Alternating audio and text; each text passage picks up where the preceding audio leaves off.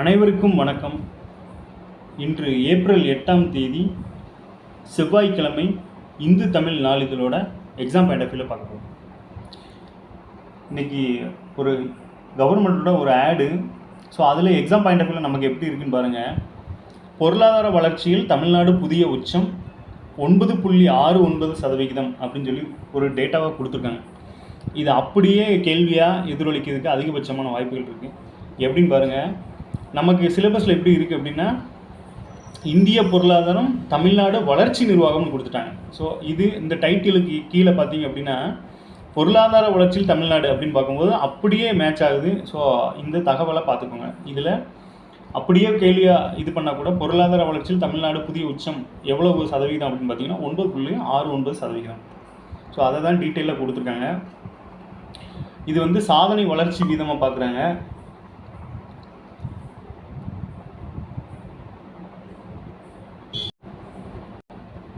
அந்த வகையில் சாதனை வளர்ச்சி வீதம்னா என்னென்னா,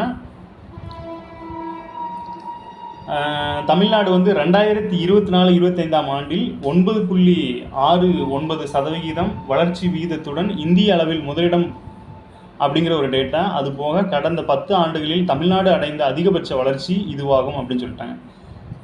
ஸோ ரெண்டையுமே நம்ம வந்து கொஸ்டினாகவே மாற்றிடலாம். இப்போ பாருங்கள், இதில் எப்படி கொஸ்டினை ஃப்ரேம் பண்ணுறது அப்படின்னு பார்த்தீங்கன்னா,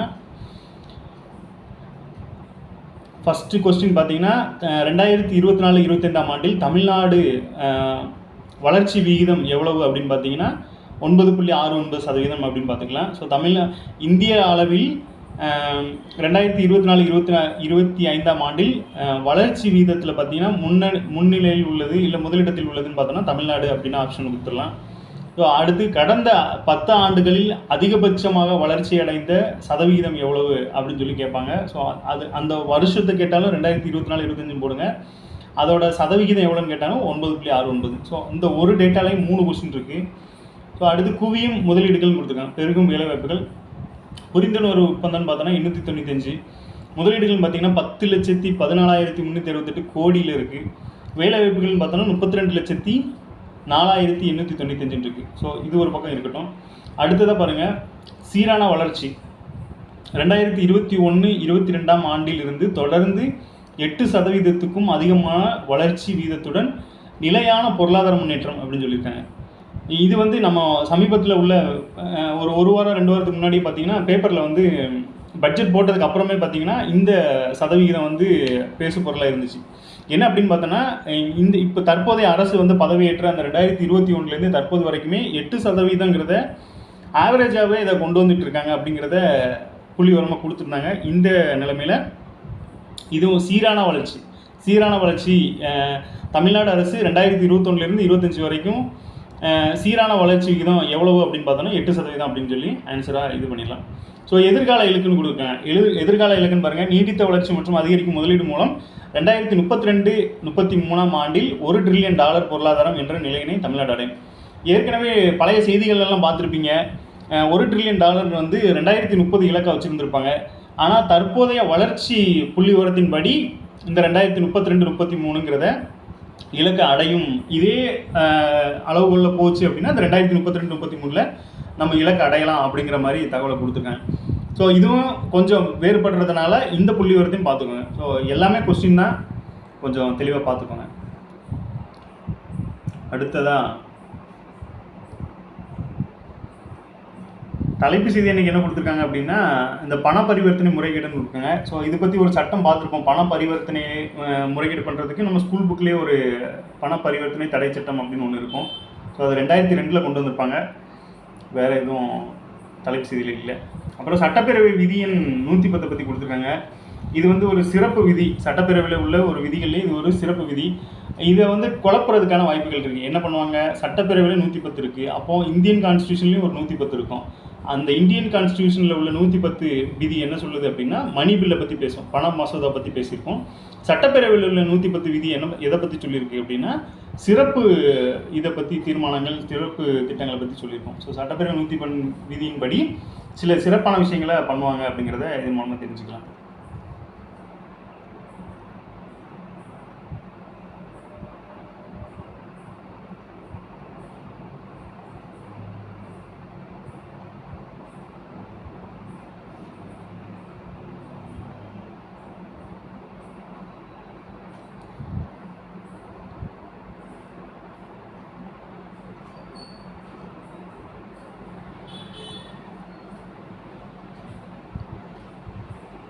இங்கே ஒரு ஸ்கீமோட இது என்னென்னா, அனைவருக்கும் வீடு என்பது முதல்வரின் தொலைநோக்கு திட்டம் எந்த வருஷத்துக்குள்ள அப்படின்னு பார்த்தீங்கன்னா 2030.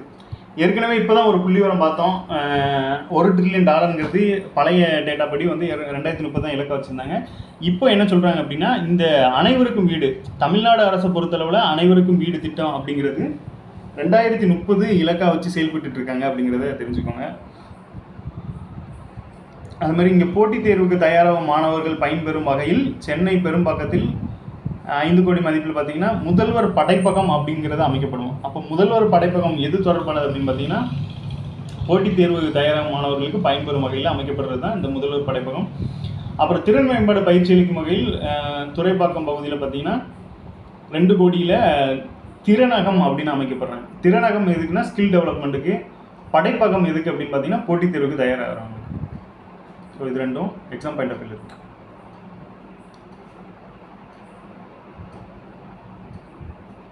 அடுத்து இங்கே மேக்ஸை பற்றி ஒன்று கொடுத்துருக்காங்க. அதாவது முடிஞ்சளவு கேல்குலேட்டர் யூஸ் பண்ணாமல் பண்ணும்போது நம்ம மூளையில் வந்து எந்த மாதிரி இது பண்ணுறது அப்படிங்கிற மாதிரி சொல்லியிருக்காங்க. பாருங்கள், எடுத்துக்காட்டாக கூட்டல் கழித்தல் போன்ற எளிய கணக்குகளை கையால் செய்வது மூளையின் செயல்பாட்டை தூண்டும். கேல்குலேட்டர் இல்லாமல் பயிற்சி செய்யும்போது இது நம்பிக்கையையும் துல்லியத்தையும் அதிகரிக்கும். ஸோ என்ன சொல்கிறாங்க அப்படின்னா, பேசிக்காகவே நம்ம வந்து மனக்கணக்காக போடும்போது கேல்குலேட்டர் இல்லாமல் யூஸ் பண்ணும்போது அது வந்து நம்பிக்கையும் துல்லியத்தையும் அதிகரிக்கும் அப்படின்னு சொல்லி சொல்கிறாங்க. மேக்ஸ் பார்க்குறது ஒரு நல்ல விஷயம் தான். ஸோ அதை ரசித்து பாருங்கள்.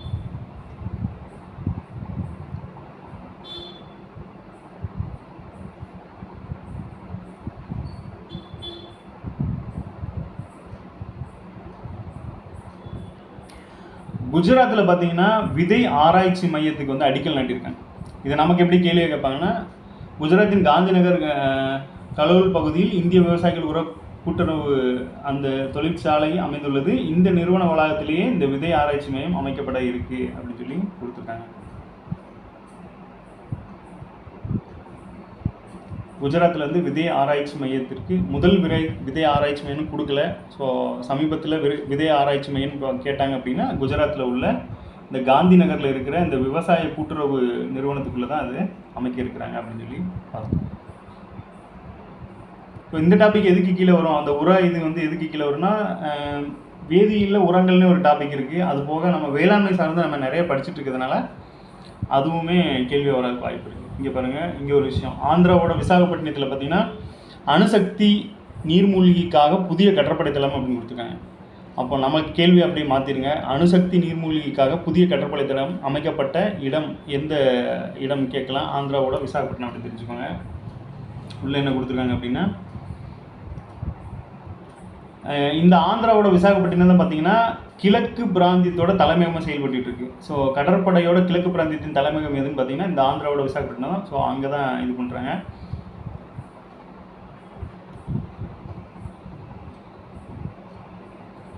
இந்த நீர்மூழ்கி கப்பல் பாருங்கள், அணுசக்தியில் இயங்கும் நீர்மூழ்கி கப்பல் வந்து INS அரிக்கந்து, INS அரிக்காட்டு, INS அரிதாமன் ஆகிய 3 நீர்மூழ்கி கப்பல்கள் இருக்குது. இதே மாதிரி பெயரிடப்படாத மற்றொரு அணுசக்தி கப்பலும் இருக்குது அப்படின்னு சொல்லியிருக்காங்க.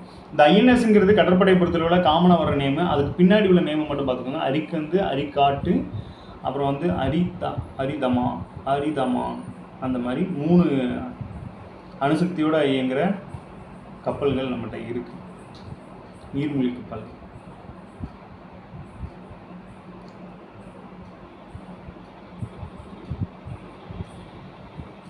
இந்த சூழலில் அணுசக்தி நீர்மூழ்கிக்காக ஆந்திராவின் ராம்பில்லியில் INS வர்ஷா என்ற புதிய கடற்படை தளம் அமைக்கப்பட்டு வருகிறது. இந்த இதுக்காண்டி INS வர்ஷா அப்படிங்கிற பேரில் புதிய கடற்படை தளம் அமைக்கப்பட்டு வருது எங்கே விசாகப்பட்டினத்தில் தான். அப்புறம் கார்வார் கடற்படை தளம் அப்படின்னு சொல்லியிருக்காங்க. கார்வார் கடற்படை தளம் எங்கே இருக்குது அப்படின்னா கர்நாடகாவோட கார்வாரில் INS கடம்பா கடற்படை தளம் செயல்பட்டு வருகிறது. இது இயற்கை துறைமுகம் என்பதால் இந்த தளத்தில் பெரிய போர்க்கப்பல்கள்லாம் நிறுத்தப்படுகிறது. இந்த கார்வார் கடற்படை தளம் எங்கே இருக்குன்னா கர்நாடகா. இதில் இருக்கிற அந்த கடற்படை தளத்தோட பேர் INS கடம்பா அப்படின்னு ஞாபகம். அடுத்ததான் இங்கே இஸ்ரோ பற்றி ஒரு நியூஸ் கொடுத்துருந்தாங்க. இது ஒரு முக்கியமான செய்தி. என்ன அப்படின்னு பாருங்கள், ஸ்கைரூட் ஏரோபேஸ் நிறுவனத்தோட விக்ரம் 1 ராக்கெட் இன்ஜின் 3வது கட்ட சோதனை வெற்றி. இந்தியாவில் உள்ள ராக்கெட்லாம் பார்த்தீங்கன்னா 3 இதாக இருக்கும், 3 பார்ட்டாக இருக்கும். ஸோ 3ஆம் கட்ட சோதனையில் சக்ஸஸும் பண்ணியிருக்காங்க. இங்கே ஒரு முக்கியமான செய்தி என்ன அப்படின்னா, இந்தியாவில் விண்வெளித்துறையில் ஈடுபட முதல் நிறுவனமாக ஹைதராபாத்தை தலைமையிடமாக கொண்டு ஸ்கைரூட் ஏரோஸ்பேஸ் நிறுவனம் தொடங்கப்பட்டது. இதை நோட் பண்ணிக்கோங்க. இது என்ன அப்படின்னா, இப்போ சமீபத்தில் விண்வெளித்துறை வந்து தனியார் மயமாக, அதாவது தனியாரோட பங்கும் வேணும் அப்படிங்கிற நிலைமையில் வெளியில் டெண்டர் விட்டுருந்தாங்க. இந்த நிலைமையில் முதல் நிறுவனமாக பதிவு செஞ்சது பார்த்திங்கன்னா இந்த ஹைதராபாத்தை தலைமையிடமாக கொண்ட ஸ்கைரூட் அப்படிங்கிற நிறுவனம். நமக்கு கேள்வி எப்படி வரும் அப்படின்னா, விண்வெளித்துறையில் ஈடுபட முதல் நிறுவனமாக பதிவு செய்யப்பட்ட நிறுவனம் இல்லை வந்து அந்த நிறுவனத்தோட பேர் என்ன அப்படிங்கிற மாதிரி கூட கேட்கலாம். ஸ்கைரூட் ஏரோபேஸ் அப்படின்னு ஞாபகம் வச்சுக்கோங்க. இவங்க தான் இப்போ இந்த சோதனை நடத்தியிருக்காங்க. அதுக்கு பேர் பார்த்திங்கன்னா விக்ரம் சாராபாய் அவர்களோட நினைவாக இந்த ராக்கெட்டுக்கு வந்து விக்ரம் 1 அப்படின்னு பேர் வச்சுருக்காங்க. அப்போது இந்த ஸ்கைரூட் நிறுவனம் தயாரித்த முதல் ராக்கெட்டின் பேர் என்னன்னு கூட கேட்கலாம். ஸோ விக்ரம் 1 அப்படிங்கிறது ஞாபகம் வச்சுக்கோங்க. அடுத்ததை பாருங்கள், இது 3 நிலைகளை கொண்டது. பொதுவாகவே இந்தியாவிலேருந்து அனுப்பப்படுற எல்லா இன்ஜின்களுமே 3 நிலையில் கொண்டது. ஏற்கனவே 2 நிலைகள் சோதிக்கப்பட்ட நிலைமையில் இப்போ 3ஆவது நிலையும் சோதிச்சிருக்காங்க. அதை தான் கொடுத்துருக்காங்க. இதில் மெயினாக என்னென்னு பார்த்தீங்கன்னா, அடுத்ததான் இங்கே கீழே ஒன்று கொடுத்துருக்காங்க. என்ன அப்படின்னா, தற்போது ஸ்கைரூட் நடத்திய ராக்கெட் 3ஆவது இன்ஜினுக்கு ஏவுகணையின் தந்தை என்று போற்றப்படும் கலாம் 100 என பெயரிடப்பட்டுள்ளதாம். எங்கே ஸ்கைரூட் நடத்திய ராக்கெட் 3ஆவது இன்ஜினுக்கு. இப்போ எல்லா ராக்கெட்டுமே பார்த்திங்கன்னா 3 லெவலாக இருக்கும். அதில் 3ஆவது இன்ஜினுக்கு பார்த்திங்கன்னா ஏவுகணையோட தந்தையான கலாம் ஐயா அவர்களோட பேரை வச்சுருக்காங்க. கலாம் 100 அப்படின்னு பேர் இருக்காங்க. இதில் மெயினாக ஸ்கைரூட் தான் முதல் நிறுவனம். அதுக்கப்புறம் பார்த்திங்கன்னா விக்ரம் 1ங்கிறது அந்த ஸ்கைரூட்டோட முதல் இது. அதில் 3ஆவது நிலையில் இருக்கிற அந்த இன்ஜினுக்கு பேர் பார்த்திங்கன்னா கலாம் ஐயாவோட பேர் வச்சுருக்காங்க. ஸோ இதுதான் இஸ்ரோவோடைய நியூஸு. கொஞ்சம் முக்கியமாக இருக்குது. நன்றி. மீண்டும் நாளை சந்திப்போம்.